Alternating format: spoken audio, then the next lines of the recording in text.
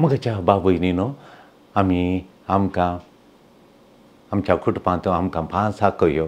तातूंत एक आंकयेचें नांव सकट लोकांनी दवरिल्लें तिका रुदानाकय म्हणून आनी आमी तिच्या मुखार म्हणनासली हांव आनी कोणाच्या घरा येताय म्हळ्यार रुदानाकयच्या घरा म्हणून रुदानाकय रुदान म्हळ्यार खंय दोळे रडचें रुदान तिचें देखून तिका रुदानाकय म्हूण नांव रुदानाकय रुदानाकयचें म्हळ्यार तो न्हवरो मस्त पिवोवणे केदाळे आनी तिणें रुदानाकयन ताका मस्त प्रयत्न केले ताका बरें करून बरी मनीस ती बरें काम करचें रांदे सो यार करतली हळ्ळ्यांतली सगळी रांदे तिणें काणूनची आनी गडयेर घालून उडची आली खूब आनी बरें जालें पूण ह्या न्हवऱ्यान कठीण पिवोवन व्हडल्यान उलोवचें आनी गालोटो करचो घरांत आनी पुरा तिका आपणाचें घर बरें जायचें म्हणून ह्या रुदानाकयन काडली वावंट इतली आनी तितली न्ही तिका ताका बरें करचें म्हणल्यार इराद्यान कितली वावंट तिणें काडल्या म्हणल्यार रुदानाकयन मागीर कालें केलें म्हळ्यार ते सगळो भोंवती पियोवन काडटात म्हणून डी एडिक्शन सेंटराक घालें त्या सेंटराक घालें ह्या सेंटराक घालें खंय घाल्यार आयलो 8 दीस पियेना परतून सुरू केलें पियोवंक देखून रुदानाकय येताना बेन्नीबाई वाटेर मेळ्ळी बेन्नीबाई खंय तुजो न्हवरो दिसनातलो खंय गेलो तुजो पती म्हणून तेन्ना खंय पियोवने सोडूंक गेल्लो गी आनी एपटी मस्त दिसता तो पियेना खंय गेल्लो तो 1 म्हयनो खंय गेल्लें हे पटी सगळे कडेन घालून हाडलें तुवें आतां खंय गेल्लें पियोवन सोडलां ना आतां तशें कांय ना रुदानाकय आसली खंय ना तेन्ना एपटी आलसूक हांवें खंय सगळ्या कडेन घालून पयशे बांदून पुरो जालें एपटी कोण हिंगे सांगलें हे कोणा हिंगे एक पियेतेल्यांक एक तांणी योगा शिबिरां केलां त्या योगा शिबिराक तें गेलें जाल्यार पियोवणें सोडटात म्हणून 1 म्हयन्याचें योगा शिबिरां म्हणून आनी ताका पयशे बांदले हांवें योगा शिबिराक घालें योगा शिबिरां म्हणून तांच्या थंय व्हरून सोडलें 1 म्हयनो थंय आलो थंय तांकां पांय वयर करून मांडो सकयल करूंक मांडो जर न्ही दवरून पांय ह्या पियोवण्याच्या मनशाक ते मांडो सकयल करून पांय वयर करून वटी कर रावंक सकाळीं 8 वरार मांडो सकयल करून रावयल्यार घट्ट मांडो पांय वयर कर रावचें प्रॅक्टीस येतात योगा करून योगा पयलीं शिकयतात निमाणें तांकां शिरासना म्हळ्यार मांडो सकयल करचें पांय वयर पियोवलें वयर सडलें सकयल देंवों म्हूण दिसता वयर सडलें सकयल देंवों देखून दयाकयन हिणें आमच्या रुदानाकय दोवली रुदानाकय वचून ताका कुडले एडमीट करून आयली म्हूण 1 म्हयन्या भितर 1 म्हयन्या उपरांत काडूंक 1 म्हयन्या उपरांत आतां 8 दीस जाले ना 1 म्हयनो ना तुलो वय तें हाका योगा शिबिराक घाल्लें आतां येवन 15 दीस जालें आतां सोडलें गे ताणें येवन सोडलें गे काल सोडलें म्हणचें आतां कांय ना तो बोतल खाणयता आनी पांय वयर करता मांडो सकयल करता आनी घट्ट पांय वयर कर पयलें उबे रावन पियेतालो पांय सकयल कर मांडो वयर करून पियेतालो आतां पांय वयर करता वंटीचे वयर करता मांडो सकयल करून बोटल काडून सगळो दीस पियेता येता मांडो सकयल घालता पांय वयर करता कोणशाक आनी बोटल घट्ट पियेता म्हणून देखून आतां पियोवन कांय सोडून आतां सोमा पियेता पूण पियोवची रीत चेंज जाला पयलें पांय सकयल करून मांडो वयर करून उबे रावन पियेतालो आतां पांय वयर करून मांडो सकयल करून पियेता म्हणून कितें जावं दी पियोवणें पाताक तशें एपटी लागल्यार तें पातकाचें वीक तें वचना देखून पाताक काल करता म्हळ्यार कुटुंबांत संबंदांनी मोडटा आनी मस्त कठीणायचें मागीर आनी कालेंगी म्हणटा म्हळ्यार हें उडास करतना म्हाका एक उडास येता पातकाचें म्हाका त्या पातकाचो काळोख उडासाक येताना म्हाका उडासाक येता काल म्हळ्यार एक सांत आसलो खंय आनी तो सांत भारी बरो लोकांक भारी मोगो शेवटी लोक आयलो ताचे सरशीन आनी म्हणलो आनी आमी गाद्यांतल्यान येता गाद्याच्या मेरींतल्यान येवंक इशिल्ल्यान तळें तेशिल्ल्यान गादे वयर आमी मेरींतल्यान आमी येवचें आनी थंय येताना थंय एक आंब्याचो रूख आहा त्या आंब्याच्या रुखा म्हळ्यार सोरोप आसा एक सापता तो 500 जाणांक सापलो आतां आमकां भिरांत काल हें करचें म्हूण कळना सोरोप येवन त्या हातूं आसा आमकां मेळोवंक मेळना व्हडलो आंबा रूख ताच्या भितरल्या माठ्यांत आहा तो कसो भायर येता कसो सापता म्हणना थोड्या जाणांक आतां साबोन जालें देखून लोक भिरांत आमी खंयची वाट आमकां पेंटेक जाल्यार तित्त वाट दुसरी वाट ना म्हणून लोक सांगून रडलो सांता कडेन सांत पळया म्हूण गेलो आनी हांव सांगता ताका बूक सांगता म्हणलो आनी गेलो थंय आंब्या रुखाडे सांत गेलो आनी म्हणलो सोरपाक सांगलें सोरोप भायर आयलो आनी म्हणलो सोरपा तूं साप्तायकी लोकांक तांकां यास्ची एक वाट तुका रान सगळें आसा रानान सोडून तूं हांगा येवन आंब्याचे व्हडले आंब्याच्या रुखामळान बिळान तो सायकी आनी लोकां भायर येवन साप्तायकी तूं आनी खरी गजाल तुजी आनी म्हणी सापशी जाल्यार तुका तूं वांचनाय म्हणलें हांव तुजें श्राप घालतां आनी मागीर तूं वांचनाय देखून लोकां साबानाका बरो लोक तो पापाचो लोक काम करन पेंटेक वखदाक म्हणून आनी हांगा पेंटेक येता लोक आनी तूं ताका सापताय जाल्यार खरी गजाल तुजी आनी कोणाक साबोन उजो साबन उजो तो बिलकूल कोणाक साबोवना खळाच खबर तुका म्हणलो जायतो साबाना म्हणलो मागीर सोरोप आलो थंय आनी लोक वयर सकयल येताना त्या आंब्या रुखामळान तो सोरोप आसा पूण कोणाक तो साबाना वगे येतो आसा आनी ताका देवाणें सांतान सांगलां वो ताणें कोणा साबन उजो म्हण देखून कोणाक सोरोप आतां साबाना देखून लोक तेन्ना येता वो साबाना वगे पडोवना थोड्या लोकांनी आनी ताका फाटीक मारलें मांड्याक मार घाल्या पत्रांनी थोड्यांनी आनी मारलें ताका आंग पुरा ताचें गायलां तिशीन गेल्लो सांत थोड्या दिसांनी फाटी येताना सोरोप सांगून रडलो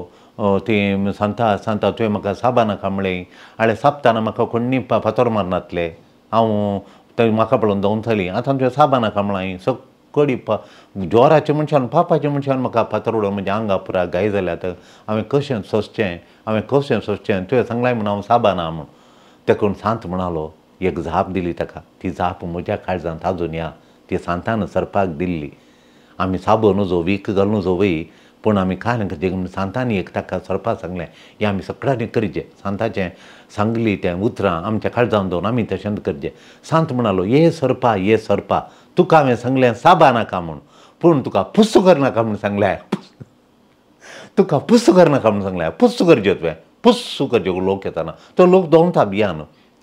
देखून तुवें पुस्स करचें म्हणून देखून म्हाकाय तें मस्त उपकार पडले कित्याक म्हण इस्कालां भुरगीं शिकनातल्या वेळार हांव पुस्स करतालो जोर करतालो तांकां मोकळ जातालो तांकां कांय दुख येनातलो पूण बेश्टेतालो दोळे परतून देखून भुरगीं शिकतलीं गालोटो करनातलीं मस्ती करनातलीं उपाद्र करनातलीं भुरगीं इस्काल बरें शांत समाधान बरें डिसिप्लीन आसलें शिस्त आसली शांत समाधान आसलें भुरग्यांचें उपाद नासलें 2,500 भुरग्यांक कंट्रोल करचें कशें तुमकां एक बावचर कसा कंट्रोल करूंक जायना आत्मज्योती आश्रमाक कावन्सिलींग हाडटात 2,500 भुरग्यांक कंट्रोल करचें कशें पुस्स करतालो दोळे परतून भुरग्यांक सूख करूंक ना खरें खेळयेत तांणी कितें करियेत करूं नजो जाल्यार करून उपाद्र करूंक ना तशें मोगाचें न्हू वय हांव आतां सोरोप पळयता सोरपाचें पातकाक सरी केलां खाल्या म्हळ्यार सरपाक सरी केलां सरपा बरी पाताक सरपा बरी सापता वीक लायता आंगांत वीक दोळे पळया पाताक सरपा बरी आनी तो सरप साबन वीक आंगांत घालता तशें देखून पळया आमच्या पाताक सरपा बरी वयगिनी पळया आतां पळया कठीण उतरांनी सापचें झगडें करतना आमी सापता हांव कठीण उतरां म्हणटा आनी कत्रीन उरता म्हणटा तांकां कठीण दुखता आनी वीक आमी घालता वीक घाल्ल्यान तें तांकां सोसूंक जायना 8 दीस तांचे 10 दीस थोड्यांक 1 म्हयनो न्हीद पाड करता हांवें कठीण उतारान एकल्या म्हळ्यार देखून पाताक सरपा बरी वीक घालता सापता आनी विकता सापता मागीर झगडें करता आमी झगडें करतना खंय उतरां म्हणटा आमी विकाळ उतरां म्हणटा विकाळ उतरां तांच्या कानांत घालता वीक घालता विकाळ उतरां घालता तांची न्हीद पाड करता तांचें जिवान पाड करता गॉसीप म्हळ्यार खबरो उलयता आनी खबरो उलयतना खबरो वीक घाल्ल्या बरी तांकां कळटा हांवें अशें फाटल्यान तांच्या खबरो म्हळ्यार फाटल्यान उलोवचें नाका जाल्लें मुखार उलोवं नासले विशय फाटल्यान उलयल्यार खबरो जातात त्यो खबरो उलयल्या तक्षण घाल जाता म्हळ्यार तांकां कळ्ळ्या उपरांत तांकां न्हीद येता प्रेशर चडटा बेजाराय जाता कन्न जाता देखून खबरो वीक देखून पाताक सरपा बरी विकाळ देखून एक भुरगो पुरो म्हणलें चिंताप मागीर एक भुरगें पुरो म्हणलें चिंताप हें विकाळ एक भुरगो मागीर तो आवय बापाय पळयना जाल्यार तो भुरगो बऱ्या वाटेन ना जाल्यार कांय नासल्यार ब्रित जालें म्हण हांगा रडटात आनी एका भयणी त्या भुरग्यांत तांचो एक भुरगो तसो दोगां भुरग्यां आपुर बायचीं आंजा बरी तांकां पळयतात आवय बापाय थोडे एकच काजर करून दिलां आतां काजर जाल्यार उपरांत भुरगो रात येना चरको येना हांकां आतां कालें करचें म्हूण कळना तशें आसतना पुरा पुताच्या नांवार केल्या आतां पूत येना घरा एक भुरगो पुरो म्हणलें विकाळ चिंताप आलोचन आमची एक भुरगो पुरो म्हणटा झाडां आतां कळटा ताचे परिणाम देखून मोबायलाक टायम दिवचो मोबायलाक सगळो दीस टायम दिवचो तें वीक आळसायचें वीक आमच्या हालीं सगळें लेजिनेसाचें वीक आंगान पडटा आनी नाका जाल्ल्यो पिडा येवन आमचें सत्यानाश जाता. मोबायलाक टायम दिल्ल्या वरवीं आमी संबंदाक टायम दिना, संबंद विकाळ जाता. विकाळ संबंदा वरवीं उलयनाय करनाय, काम जायना तें जायना, झगडें गिगडें जालें, कुटुंबांत कुटाम लगाड काडटा, संबंद पाड करता. मोबायल संबंद पाड करता. देखून मोबायलाक टायम दिवचें तें विकाळ, संबंद उणें टायम दिल्ल्यान कुटाम लगाड करता करून तें विकाळ. पाताक सोदताना पाताक आमकां सोडूंक जायना. पाताक सोडताना अलें दुखता गी पाताक सोडूंक जायना. आतां पिवणें सोडूंक जाता गी जायना. आतां पळय डायबिटीज आयली, साकरीचें खायनाका म्हळ्यार साकरीचें खाता. पांयांक येदें मोठें कुतल्यार व्हडणी एकल्या चडशेन गेल्ल्या पुरा खाय नासल्या पुरो आमी उरच्यांक घाल्या तो खावन मरया म्हूण खावन सुजोवन पांय काट करून एकलो मेलो. आमच्या समोर न्ही तो जाल्यार म्हणलो आमकां आपण येयल्लें थंय त्या मनीस बरें केल्लो म्हणून. देखून शेजारच्यान तांच्या घरा पण तो म्हणलो फादर हांव खायनासतना हांव वांच्या बदला खावन मरता म्हणलो. मागीर आमी ताका थोड्यो वस्तू खायनाका थोड्यो म्हूण सांगून दिलो. इल्लो लांब मानतलो तो जाल्यार मरण पावलो. पाताक सोडटाना दुखता तें सोडूंक जायना. देखून देव नाश करिना, देव आमकां राखता. देव आमकां राखता. देखून देव आमकां आशेता आमचे येतावन आमी तें पातकाचें वीख सोडिचें, पातकाच्या सरपाक आमचे येतावन भायर घालिचें. देखून देवाक आमी सहकार दिल्ल्या वेळार देव आमकां राखता, सांबाळटा, देव उडासा काडटा. सेवा आमी देव उडासा काडटा ताच्या. देखून आमी ताची मांडवळ स्विकार करचें. देव आमकां धैर्य दिता पाताक सांडूंक, देव उत्तेजन दिता. देखून आमकां देव उजयता आनी आमकां राखता आनी सांबाळटा. देखून आमी उडास दवरया आमी तें पाताक कंप्लीट पाता करचें, तें वीक सांडून देवाची कृपा आमी मागया. देव बाप आयच्या वांजेलांत म्हणटा देवान संवसाराचो इतलो मोग केलो गी, आयच्या वासा वांजेल म्हणटा देवान संवसाराचो इतलो मोग केलो गी काल पूर्ण जाताना आपल्या एकाच पुताक ताणें आमकां दिलो. आमकां झट्टीक करून आमकां नाश करूंक न्ही, आमकां जिवीत दिवच्याक. जो कोण ताका पुताक स्विकार करता तो बचाव जाता आनी सस्नाचें जिवीत जोडटा. तो पातकाच्या विकाचेर जैत व्हरता आनी जिवन ताचें नांदाण जाता. कळया पुरबायची ही वांजेलाची उतरां ही आमी काळजांत बरोवन दवरचीं, तें जागोवन दवरचीं आनी त्या देवान दिल्ल्या वर्तेन देणें ताच्याच मोगाळ पूत देवाची आस्त एकच ताचो मोगाचो पूत, त्याच पुताक ताणें आमकां दिलां. देखून त्या पुताक स्विकार केली आमी त्या पुताक स्विकार करया आनी ताणें हाडिल्ली महिमा, ताणें हाडलो संतोश, ताणें हाडलें समाधान आमच्या जिणेंत आमी जियेया. मोगाचें न्हू इस्रायलकार इजिप्ताच्या गुलामपणांत सुटोवन पळोवन मरुभुमींत वेताना तांणी देवाक कंप्लेन केलें. आमकां तें येना तें येना अशें ना तशें ना देवाचेर कंप्लेन केलें. आनी तांच्या कॅम्पांनी सरप आयले. ताणें कंप्लेन करतना सरप आयले आनी सरपांनी लोकांक साबलें आनी लोक मेलो. सरपांनी साबले ते मरुभुमीचे सरप तांकां साबले आनी तांच्या टेंटांनी तांच्या कॅम्पांत सोरोप येवंक सुरू जाले तांच्या जाग्यार आनी लोक सोरोप साबून लोक मेलो. तेन्ना देवान मैजेक सांगलें पितुळीचो एक सोरोप उबार म्हणून देवान मैजेक सांगलें. आनी ताका पळयले सगळे त्या सोरपाचेर पितुळीचो सोरोप करून खांब्यार उबार आनी कोण पळय लोक ताका पळयता सोरोप साबले आनी ताका पळोवन दी आनी लोक बरो जातलो म्हूण, लोक गूण जातलो म्हूण. तशें मैदेन तशेंच केलें. एक पितुळीचो सोरोप केलो, एका व्हडल्या खांब्यार सकाळान दिसच्या बरी वयर अंतराळार एक खांब्यार तो दवरलो आनी ताका पळयलो लोक पुरा कोणाक साबला सोरोप साबला ताणें ताका दिश्ट घाली आनी तो गूण जालो. सोरोप दाखयता सरपाचें वीक. तें वीक म्हजी जिणी नाश करता. तें वीक म्हजे संबंद नाश करता. तें वीक म्हज्या आनी देवा मदलो संबंद नाश करता. तें वीक पातकाचें वीक पातकाचें वीक तें म्हज्या आनी हेरां मदल्या संबंदाचें नाश करून आमकां म्हजें जिवीत नाश करता. देखून तें वीक म्हाका कशें आयलें हें पाताक हें वीक म्हूण पळोवच्या खातीर तो सोरोप थंय खांब्यार घालो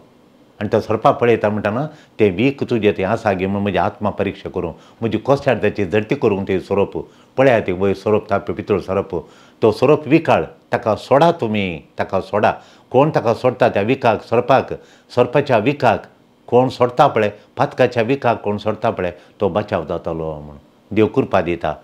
सोरपा तें कृपणान देव कृपा दिता. पाताक रडोवंक जिणी बदलूंक सोरपा पळयतना विकाळ सोरोप म्हज्या थंय आसा गी पळोवंक तो पथकाचो सोरो तें फाताक विखाळ फाताक म्हणजे सोरपाचें फाताक म्हजें तें काडूंक हांवें म्हजें तें काडून बदलूंक देव म्हाका कृपा दिता ती कृपा काडूंक तो क्रिस्त आमकां गुर्तू म्हणजे आमच्या पथकाचो देखून तो सांडूंक देखून पळोवन सांडूंक हें सरपाक पळोवन तातूंत वीक आसलें तें वीक तेचें वीक म्हणजे तें येवन हांवें नाश जायना हे म्हणून एक म्हाका हिलींग गूण जावच्या खातीर तो सोरोप घाल्लो हो सोरोप होमियोपॅथी वखद आसल्या बरी होमियोपॅथी वखद काल करता कोता कितें एका रुपान पिडा काडूंक पिडा काडन एक रूप पिडा हाडटा कितें एक रुपार पिडा हाडटा तेंच आनी एका रुपान ती पिडा गूण करता कोणाचें फस्ट डोज सेकंड डोज जाल्यात पळय तांकां virus first dose second dose virus दिल्लें आनी तें वायरस आमकां पयलीं आमच्या आंगांत आसलें वायरस नाश करता देखून फस्ट डोज सेकंड डोज आमी काणयल्यात ते वायरस खालें तें आमकां पयलीं आमच्या आंगांत वायरस आयल्यात हें वायरस ताका वायरस नाश करता देखून वायरस नाश करून आनी एक डोज वायरस दिवचें हें होमियोपॅथीच्या टायपा बरी देखून होमियोपॅथी वखद तशेंच दिवचें एका रुपार पिडा हाडटा तेंच आनी एका रुपान दिल्ल्या वेळार तें पयल्याक नाश करून गूण करता मनशांक मरणान कोन्स घाली मनशांक मरणान कोन्स घाली मनशां लगड काडलें मरणान देखून देवाचो पूत कुर्सार मरता पळयात कशें म्हणल्यार होमियोपॅथी एका मरणान आमकां नाश केलें पूण जेजूच्या कुर्साच्या मरणान आमकां परतून सस्ताचें जिवीत दिलें जेजूक कुर्सार उंच बारल्या वेळार ताका पळयल्लो हरयकलो साल्वार जाता ताचेर दिश्ट काडलो तेच्या कुरपेन जियोंक ही फातकी जिणी सांडूंक तेच्या कुरपेर जियोंक ताका पळोवन फातयेल्ल्यांक ससान जिवीत मेळटा तांणी कितें फातये जायी आमी कितें फातये जायी आतां फातयेनी म्हळ्यार कितें आमी फातयेच्यो कुर्सा पळोवन ताणें जिखून धरिचें मतींत आमी ग्रहिसीचे जिखून धरिचे थोड्यो संगती आमी विसरूं नजो घट्ट मतीन धरिचे कितें गी म्हळ्यार दैवीक जिवीत मनशा जिवीत सलवताना प्रवेश जाता दैवीक जिवीत आमची जिणी सलवताना दैवीक जिवीत म्हजें थंय आयलें म्हजी मनशाचें जिवीत सलवालें पथकान सलवालें तें सलवताना सर्गात हांव दैवीक जिवीत म्हजें थंय प्रवेश जाता आनी सस्नाचें जिवीत म्हाका दिता म्हाका मरूंक सोडिना म्हजी चलवणी जाताना म्हाका जिविताचें जैत दिता कित्याक म्हळ्यार दैवीक जिवीत म्हजें थंय प्रवेश जाता आनी म्हाका जिवीत दिता मरण संवसारी जिवीत आखेर करता तरी मरण आयिल्लें आसतना म्हजी संवसारी जिणे काबार जाता तें काबार जाता तरी ससान जिवीत आमार जिवीत म्हाका आमारपण दिता ससान जिवीत दिता आनी म्हजी जिणी नंदन करता म्हजी जिणी भरपूर करता भरती करता कुर्साक पळयल्ल्या क्षणां म्हजी जिणी भरपूर जाता कुर्सार जेजू मरोवन पुनर्जिवन जाल्लो जेजू त्या पुनर्जिवनपण म्हाका वांटेली करता म्हजें जिवीत हांवें कुर्साक स्विकार केल्ल्या वेळार देवान संवसाराचो असोय मोग केलो की ताणें आपल्या एकल्याच पुताक ओपून दिलो ताका सत्मंतल्या कोणेंच नाश जायनाये बगर ताका ससान जिवीत मेळच्याक ताका संवसाराक धाडलो संवसाराची नीत करच्याक न्हय बगार ताचे मारिफात संवसाराची सोडवण जावच्याक संवसाराची सोडवण आमचे सोडोवन जावच्या खातीर बापान पुताक संवसाराक धाडलो आमची नीत करूंक न्ही हें नीज सत केंद्रीत सत हें आमच्या जिणेचें केंद्रीत सताचें केंद्र सताचें केंद्र हें नीज सत देवान आपणाकच उगडापण करचें हें सत देवाक आमकां उगडापण करता देव कोण म्हूण आमकां कळयता तो आपणाकच दिवचो मोग तो देवाचें आनी एक नांव आपणाकचो दिवचो मोग ताचें नांव मोग देखून सेल्फ गिवींग लव तो ताकाच कालिकन आमकां दिवचो तसलो मोग तो देव वो मोग सगळी सृश्टी चलोवन व्हरता हें सगळी सृश्टी चलता जाल्यार सगळो संवसार चलता जाल्यार ह्या बापानच आपणाकच दिवच्या मोगा वरवीं तो आमचो कठीण मोग करता बाप वो मोग मनशा पुताक संवसारी धाडटा देवाचो मोग तो आपणाकच दिवचो मोग वो आपुट्ट मोग भरपूर मोग परिपूर्ण मोग परफेक्ट लव मनशा पुताक ह्या संवसारी धाडटा त्या दैवीक मोगाक मनशान नाश जावचें पळोवंक जायना त्या दैवीक मोगाक पळोवंक जायना सगळी पळोवंक जाता एक पळोवंक जायना मनशान ताच्या हातान केल्या ताच्या सख्याचो स्वभाव केल्लो मनीस नाश जावचें आमी नाश जावचें ताका पळोवंक जायना ताका पळोवंक एक संगत जायना त्या मोगाक जाय मनशा जिवीत नाश जायनासतना जिवितान बरोवंक जिवितान उमाळोवंक जिवीत बरोवन उमाळोवंक जिवितान आमी सोबोवंक त्या मोगाक जाय इतल्यांत आमचो देव मोगाळ देव ताका मोगाक पळोवंक जाय आमचें काळीज आमची जिणी मोगान भरिल्लें मनशान देवा थंय निवास करिनातल्यार आमी देवा थंय निवास करिनातल्यार देव तांकां कंडेम करिना हांव देवा थंय निवास करिना म्हजें काळीज देवाच्या उस्क्यार ना जाल्यार म्हजें चिंताप देवाच्या उस्क्यार ना तरी जाल्यार तें देव म्हाका कंडेम करिना म्हाका नाश करिना तो आशेत आज म्हाका सल्वासावन दिवंक देवाची जडती मोग आनी जिवीत तो झडटी करता मोग दिवंक तो आशेता जिवीत दिवंक स्वाय म्हाका नाश करूंक ताची झडटी न्हय म्हूण आयचे वांजेल सांगता जो कोण ताका सतमंता तो नाश जायना जो कोण ताका फातयना ताची नीत तो आपुणूच करता देवाक जर तर फातयना जाल्यार तो विश्वास येना जाल्यार देवाचेर ह्या मोगाक तो स्विकार करना जाल्यार तो आपणाची झडटी तो सगळो मनीस आपणाची आपुणूच करता आमकां स्वातंत्र्य आसा एकल्यांक देवाचो तो दैवीक मोग परिपूर्ण मोग जिवीत दिवचो नीत करना तसलो म्हाका मोग आनी जिवीत दिवचो तो मोग म्हाका स्वातंत्र्य दिलां ताका स्विकार करूंक या इन्कार करूंक जर तर तूं स्विकार करताय तुका सल्वासांव लाभता आनी जर तर तूं स्विकारता त्या मोगा स्विकार करनाय तुकाच तूं नाश करताय तुकाच तूं कंडेम करताय देवाचें उगडापान स्विकार केल्यार दैवीक मोग तुजे थंय रास करता तुका नवसरणी हाडटा तुजें जिवीत नवें करता आनी ताचो मोग तुज्या काळजान भरता आनी तुजें जिवन नांदान जाता जर ताचो दैवीक मोग तूं इन्कार करताय तेन्ना ताचें जिवीत तूं स्विकार करनाय आनी त्या जिविता मुळाक तूं फातयनातल्या वेळार त्या जिविता मुळांतावन तूं वेगळासार जाता तूं केदार तो दैवीक मोग तूं स्विकार करनाय तो दैवीक जिविता मुळांतावन तूं जिविताच्या मुळांतावन जिविताचें मूळ तावन तूं वेगळासार जाता तेन्ना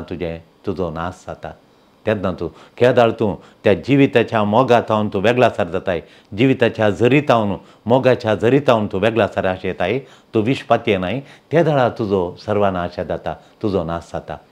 तूं उजवाडांत आसता वरेग काळोख कितेंय म्हणून तुका कळना कितें म्हळ्यार आमी उजवाडांत आसतना काळोखय दिसना रुमांत लायट घाल्यार काळोख दिसना पूण काळोखांत आसतना आमकां तो कळना काळोखांतच आसल्यार हांव काळोखांत आसा म्हूण आमकां बघन आमकां कळना खंय आसा देखून काळोखांत आसतना आमकां तो कळना पूण उजवाडांत आमी रावल्या वेळार काळोख कितें म्हूण कळटा काळोख कितें उजवाड आसतना एकच पडी लायट गेले जाल्यार आमकां काळोखांत आसा म्हूण कळटा काळोखांत आसा म्हूण कळटा देखून उजवाड गरजेचो उजवाडा पळयतना आमकां काळोखाची जिणी कळटा कलिगी म्हूण देखून आमकां उजवाड दाखयता आमी खंय आसल्या काळोखांत आसल्या म्हणून सताच्या उजवाडान जियेतेल्यांक तें कळीत आसा उजवाड आमकां सुखींचो काळोख हय सुखींचो आमकां हर एकलो सूख करता तुवें सूख करताय आमी सूख करता मिस्टेक करता आमी त्या सुखींचो काळोख पळयशें करता उजवाड देखून उजवाड आसल्यार तुजें सूख कितें म्हूण कळटा पूण तूं काळोखांत पातकांत आसल्यार कितल्यो सुखी केल्यार तुका बगनांत आनी पाश्चाताप तुवें पावनाशें करता तूं काळोखाची जिणी जाल्यार देखून कठीण पियेत जाल्यार म्हणजे आपूण पियेता घरा दोशी दिता म्हणल्यार कळना ताका कित्याक म्हळ्यार काळोखांतच आसा एकटी तो मागण्याक आयल्या उपरांत ते रडटात हांव पियेतलो घरा कश्ट दितलो हांव दोशी दितलो घरा आनी हांव प्रामाणीक नातुरलो तें पुरो मागीर कळटा मागण्याक उजवाडाक आयल्या वेळार देव जावन आसा उजवाड सोमी जावन आसा उजवाड देखून उजवाडाक येतना पाश्चाताप पावता आमी काळोखांत आसल्या म्हणून आनी त्या दाळा त्या परी वर्तन अशें आमची जडती आमीच करीन अशें करता थोडे फावटी आमी काळोखांत आसल्यार आमी कितेंय केलें आमचें वर्तनाची जडती करनाशें तो काळोख सोडिना काळोख आमचेर प्रभाव घालता आनी आमची जिणी बदलांक सोडिना मोगाचें न्हू पूण सतान चलसो मनीस आपणें केल्लें परगट जावचे खातीर उजवाडा लागीं येता आपूण करचें आपणें केल्लें सगळें परगट केल्लें पूण सतान चलसो मनीस आपणें केल्लें बरें तें उगडापान उजवाडा लागीं येता कितें म्हळ्यार तें परगट जावचे खातीर आमी बरें केलां तें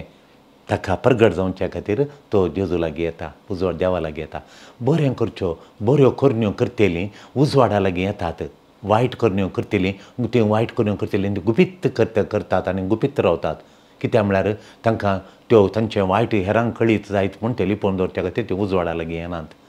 देखून उजवाड सारकी उजवाडाच्या किरणां लागीं ती येनात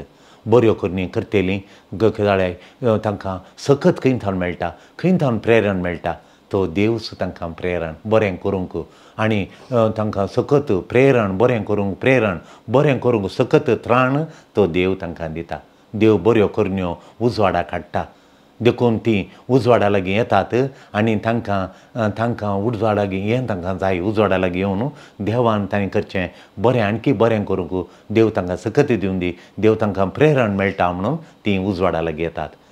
देखून मदर तेरेसा म्हणटाली, हांव 2 वरां मागणें करना जाल्यार तो मागणाचो उजवाड म्हज्या काळजान ना जाल्यार म्हाका मार्गान येसच्या भुरग्यांक हिसून हाडूंक बळूत ना, आशा ना, उर्बा ना म्हणटाली. देखून 2 वरांचें अराधन म्हजें पर्सनल प्रेयर म्हूण 4 तावन 6 म्हणसर ती अराधना बसतली. 4 वरां ती बसतली अराधनाक, 6 वरां म्हणसर ती अराधन करतली. तेदाळ म्हणटा म्हाका इतलें बळ इतलें प्रेरण मेळटा आनीक भुरगीं सोदूंक आनी 2 गल्लींनी वचूंक, गल्लींनी हळ्ळींनी वचून भुरग्यांक हिसून हाडून शिशुभावनान दवरून तांची सेवा करूं मेळटा त्या मागण्याच्या उजवाडान म्हणटा ती. खंय जाल्यार एक दीस हांवें मागणें करूं ना, तो उजवाड म्हज्या काळजान ना, तेदोळ म्हाका त्राण ना, म्हाका प्रेरण ना, काल्या करचें वगत बसचें. देखून देवा लागीं येताना आमकां देव आमकां प्रेरण ती सखत ती उमेद तो तांक तो दिता बरें करची. देव वायरास दिना. देव आमकां देव म्हणटा जेजू आमकां कांदा म्हळ्यार तो आमकां खुशी जाता. देव आमकां पैसाल दिना, आमकां शिक्षा दिना, आमकां तो कंडेम करिना म्हणटा आमकां खुशी जाता. तरी सेज सांबारा तूं सेज सांबार आमी आसा, देव आमचे पैसाल करिना, आमची जडती करिना म्हणटा खुशी जाता. पूण सेज सांबारा तुमी तशें तुमी अशें म्हणून जडती पैसालां दिवचें साबार आसात. तूं तसो तूं असो म्हूण देव तया म्हणना. ही आमकां वलयता, तूं तोलो, तूं अप्रामाणीक, तूं प्रेजनतलो म्हणून आमकां नांवान दवरून जालीं. देखून साबार आमकां जडती करतात. देखून देवी तसोच म्हूण आमी लेखता. खंय गेल्यार संवसारांत आमची जडती करतात. देखून आमच्या मतीन सगळी जडती करतात. देवी म्हजी जडती करता. हांवें एक हालें केल्या क्षणां ओ फातकी म्हणून म्हाका देवान जडती केली म्हणून. ना, देवाक हांव तेचें बाळ म्हणून तो जडती करिना. देखून देवी तसोच करता म्हणून आमी चिंता देव तसो करना. पूण देव तसो बिलकूल करिना. तो आमचो साल्वासांव आशेता, तो आमची बचावी आशेता, तो आमचें थाराण आशेता, तो आमचें बरेंपण आशेता, तो आमचें थंय पुना जिवीत नवीकरण जाल्लें जिवीत तो आशेता. देखून ताका खुशी जाता आमी ताचे थंय परतल्या वेळार लागीं आयल्या वेळार. देखून तो आमकां हें जेजू आमकां कंडेम करिना म्हणटा आमकां रिलीफ जाता. पूण आमचें जिवीत सगळें मोगाचें न्ही, मोगाचें न्हू, सगळें फुल्ल सगळें मोगान भरिल्लें जिवीत न्ही. ह्या संवसाराचें जिवीत सगळें मोगाचें जिवीत ना. देखून उजवाडाक काळोखा मदें आमी जियेता. उजवाड आनी काळोख, इल्लोसो उजवाड इल्लोसो काळोख. केदळा सुर्यास्तमानांत सूर्य सूर्य बुडताना त्या वेळार सूर्य बुडल्या उपरांत काळोख गी उजवाड गी म्हणून उजवाडशें दिसता पूण आमकां समान दिसना कालें कितें गी म्हणून. त्या वेळार बरी इल्लो उजवाड इल्लो काळोख सरशी बरशी त्या वेळार थंयलोच आमचो परिसर आमी थोडी आमची जिणी उजवाडा बरी इल्लीशी काळोखांत या सरशी बरशी या तशें जियेता हांव. देव सेकेंड चान्स दिता आमकां उजवाडा येवंक. देव आमकां फिनीश करिना. तुवें फाता केलें म्हणजे हांव पयस वच म्हणून देव कंडेम करिना. देव आमकां सेकेंड चान्स दिता. परत्यान तो सांगता. दुसरे वटेन जर नीर बरयलें, पयले वटेन जेजून बरयलें, परतने वटेन जेजून बरयलें. मोयजेन ती पोळयो खोडल्यो आनी मारल्यो आनी फुटयल्यो 10 उपादेसांच्यो आनी लोक तूं नाच जावन उपादेश तांकां नाकात, ताणें बरें जावचें नाका म्हणून तो पळयो फुटयता. देव परतून देवाळ वयर वता दोंगरार येता. देवाला कडेन सांगता हांवें पळयो फुटयल्यो म्हणून. तेन्ना देव म्हणटा परतून 2 पळयो करून हाड, हांव म्हज्या बोटान बरयता म्हणटा. देव सेकेंड चान्स दिता. सेकेंड हा जेजू. हांव कितले वटी फाता गेल्यार परतून आनी एक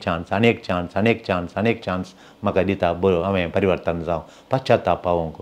देव सेकेंड चान्स दिता. तो बक्षिता. परिजेव आपूण फातकी, आपूण काळोखांत आसा म्हूण बिलकूल वळखणान तांणी केल्लें सूख म्हळ्यार उपास करतले, प्राजीत करतले, मागणें करतले, सगळें करतले, हें करनातले. काल म्हळ्यार ते वळखनातले. हें करी जालें आपूण फातकी म्हूण वळखनातले ते. आपूण हांगाचे देवान दिल्लें हें नियमशास्त्र आमी तें पाळयो आमी पाळटां आनी हेरांक तें बलात्कारान पाळीशें करता. ताचे कस्टोडियन आमी ताचे ओनर्स. तें हर एकल्यांक नियमशास्त्र हर एकल्यांक आमी घालून दबाव घालता म्हणून तांचें आसलें मतीन. देखून ते पाळटात की म्हण ते फातकी ते वळखनातले. आपूण पातकी म्हूण वळखनातले देखून ते काळोखांतच रावतात. जेजूक उजवाडाक ते स्विकार करनात. तांचे भितरलें भायर पडात कोणा म्हणल्यार आपणान भितरलें सगळें भायर पडात कोणा म्हण जेजूच्या उजवाडाक ते येनातले. आपूण काळोखांतच ते रावंक प्रयत्न केले तांणी आनी ते तातूंत रावता काळोखांतच. मागीर लोक मागीर ते कंटिन्यू करून रावता काळोखांत रावतात. ते प्रिफरींग for darkness and self condemnation ते प्रिफर करतात. ते युसोनी करतात काळोखांत रावंक आनी सेल्फ कंडमनेशन करतात. देखून हें सलीस आनी हें मिस्टीक कित्याक हें सलीस काळोखांत रावचें सलीस उजवाडा येवंक कश्ट बरें करूंक कश्ट आनी बरें करूंक देखून म्हाका न्हू हें मिस्टीक कित्याक म्हळ्यार अर्थ जायना. कित्याक लोक काळोखांत रावता कित्याक आमी काळोख प्रिफर करता म्हणल्यार एक मिस्टेर तो पियोन कित्याक सोडिना पियोन ताचें लिवर काडटा आनी ताची जिणी पाड करता ताका मस्तू कश्ट जाता जाल्यार तो पियोन सोडिना. ट्रिटमेंट जावन इतलें खर्च करून लिवर ट्रान्सप्लांट करचें म्हूण सांगलें कित्याक बरो जालो आनी 15 दीस 1 म्हयनो पियोना आतां परतून इल्लेशें पियेता म्हूण म्हाका मागा म्हूण. डायबिटीस आसा म्हळ्यार आमी गोडशें खाता. कोलेस्ट्रॉल आसा म्हळ्यार आमी बाजिल्लें खाता. देखून उजवाडा लागीं येताना आमकां कळटा हांव खबरो उलयतां जेजू लागीं मागण्याक आयल्या रेतेरेक आयिल्ल्या कावन्सिलींग आयिल्ल्यांक कळटा हांव खबरो उलयतां हांव हेरांक बक्षिना हांव हेरांची निंदा करतां हांव प्रामाणीक ना हांव उदारपणान ना हांव सोंसणेकाय ना म्हणलें सगळें कळटा. देखून मोगाच्या न्हू काळोखांत रावचें इजी पूण उजवाडाक रावचें कश्ट. पूण देव आशेता आमी उजवाडांत ताच्या उजवाडांत वाडयचें आमचें जिवन आनंदान जायचें म्हूण. देखून जेजूक संवसाराच्या तारोकाक स्विकार करया आनी आमी उजवाडांत रावया आनी संतोशान आमी जियेया. हो आयतार चवथो आयतार लेतारे म्हळ्यार जॉय संतोश जॉयफुली. देखून आज हो संतोश असो देखून थोडे फावटी हें जांबळे रंगाचें घालनात आनी भांगरातले वस्तूर घालतात संतोश दाखोवच्या खातीर. हो चवथो आयतार करेज मातसो मद्दे आनी उरलो अर्दो करेज जालो आनी प्राजीत काळ जालो आनी अर्दो करेज प्राजीत काळ उरलो मोदत संतोशाचो. कित्याक म्हळ्यार देवान ताचो व्हरतो मोगाचो उगडापण केला हो संतोश. आनी जेजू खुर्सार मेला आमच्या मोगान म्हणली समजणी आमकां मेळटा तो संतोश आनी आमी जेजूक मेळ्ळें बाग पूण तें वैभवी जिवीत आमकांय मेळटा म्हणलें बाग समजता न्हू संतोश. हो संतोश आमकां रुपांतर करून दी. आमेन.